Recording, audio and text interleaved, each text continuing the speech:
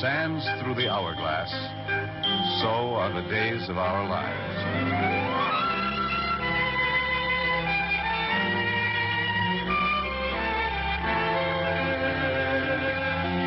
This is MacDonald Carey, and these are the days of our lives.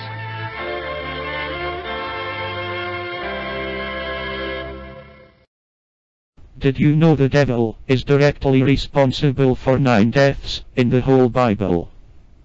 God's tally is around 1.3 million. Let's look at this objectively. Let's say I'm bored at home one day in a blank white room, so I decide to decorate it. I spend 6 days and it looks good. Then I decide I want something that will worship me, so I build an ant farm and give them everything they need, knowing that they are capable of mistakes, yet I still set a trip point for them in the form of a plant and tell them not to eat from it. Now as I made them blissfully ignorant, they don't know right from wrong yet, so they wouldn't understand the concept of consequence. Eventually one of them does that little thing I said not to do. I have 2 choices. I can be the bigger man and say, oh, they're not perfect, but I love them so I can let it go. Or I can become nasty, petty, vindictive, small and tyrannous, and say, nope, that's it. From now on you and every one of your children, for the rest of time, will be born with original sin cursed, 'cause you ate a piece of fruit. Oh, and I'm gonna take you out of this nice tank I made for you, and put you in this shitty one, where you have to get all our own food, because I'm not giving you anything anymore. Also I demand that you give me 10% of everything you make, and I'm gonna introduce a new much larger set of rules than that first one, and some carry death penalties. You have to worship me every day, and I want sacrifices to appease my anger. Oh, and if you don't like that, then I will kill you. But the fun doesn't end there. You get to be burned forever and ever, because I'm so loving. That's how I treat my creations when they don't do what I want. Then he considers the snake. Keep in mind, at no point in Genesis does it say that the snake was Satan in disguise, and decides to punish it too.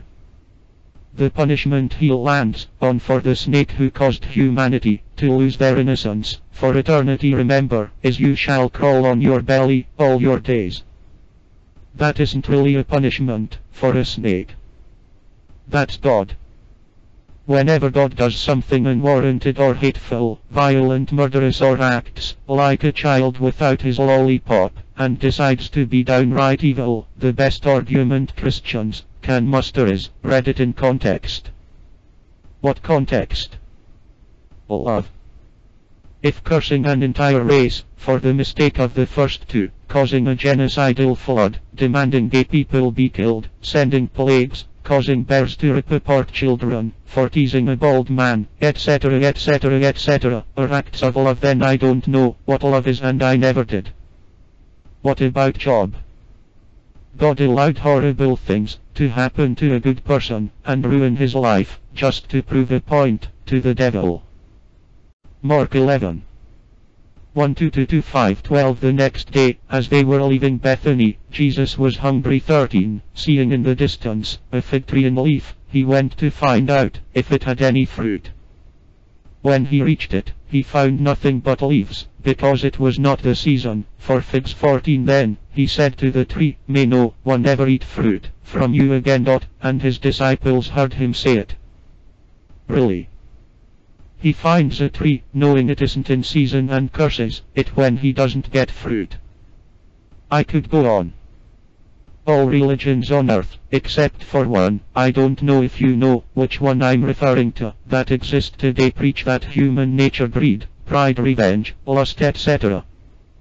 is sinful, and we are born with something wrong with us, and that we should practice abstinence from the sinful things we would otherwise gravitate towards, or we go to a place that our loving God created just in case we don't love him back. Everything that has ever been written about Satan is by God's followers trash-talking him and throwing blame for when things don't work out, instead of wondering why God didn't come through. The devil has never argued back. Satan has been the best friend the church has ever had, because he's kept it in business all these years. God needs hell to keep people in line. I understand a lot of the things I've said may upset or even offend people. It may make them question some core beliefs, and I don't apologize. The world would be a better place if it was populated by thinkers instead of followers. I think people need to ask questions though. Think about it instead of just accepting something that doesn't make sense. Haha, yeah, I know. Not targeting you. Just religion in general. Religion has caused so much destruction and division in this world, and every religion is guilty of killing each other in the name of their God. Everyone thinks their God is right.